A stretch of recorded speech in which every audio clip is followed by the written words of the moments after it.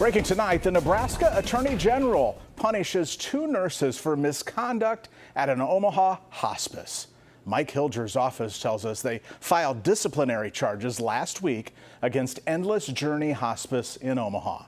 Melanie Koslow, the owner of the clinic, and Nicole Beck, the former executive director, both face those charges. According to the AG's office, they allege that drugs belonging to dead patients were stored in an unlocked cabinet in the Omaha office, and staff then used these meds for other patients without proper prescription. So as part of an agreed settlement approved by Nebraska DHHS, both nurses' licenses are suspended for 90 days. They will also ordered to take part in ethics training and pay a $10,000 penalty.